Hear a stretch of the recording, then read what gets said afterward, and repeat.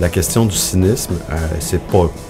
On peut l'interpréter de différentes façons. Moi, évidemment, que je la passe par le filtre politique, mais c'est pas nécessaire, au contraire. Donc, ce titre-là est venu parce que cette phrase-là m'obsédait beaucoup, et puis parce que c'était vraiment... ça chapeautait un peu tout le travail que je faisais en ce moment. Donc,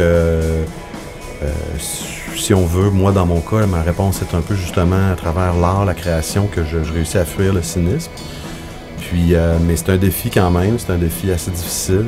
Et puis, donc, c'est pour ça que j'ai appelé l'expo « Comment ne pas devenir cynique ».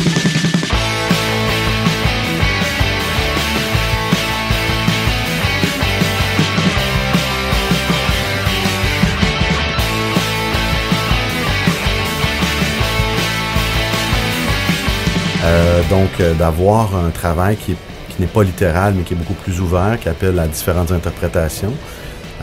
C'est parfois aussi ce qui dérange chez les non-initiés ou les gens qui sont moins au fait du langage ou du vocabulaire dans le monde de l'art actuel.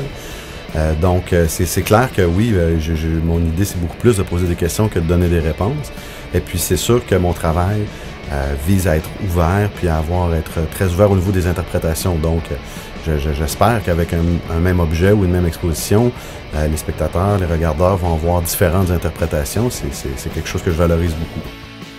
En travaillant avec certains archétypes de l'histoire de l'art, comme la colonne grecque, qui a été visitée par plusieurs artistes en art actuel aussi, c'est vraiment un archétype. Mais donc, moi, c'est un archétype qui m'interpelle beaucoup parce que c'est un archétype qui est extrêmement codifié.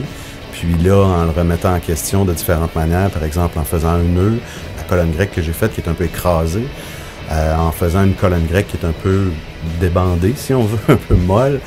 Donc, il y a là tout un discours aussi sur la colonne qu'on utilise pour représenter la richesse, le pouvoir, la colonne qu'on utilise dans les banques, la colonne qu'on utilise dans les musées aussi, la colonne qu'on utilise en Occident, qui est vraiment un symbole très, très viril et très, très dominant. Et en même temps, je ne juge pas ces qualités-là non plus. C'est un symbole qui a c'est très riche au niveau esthétique, mais c'est très riche au niveau symbolique aussi.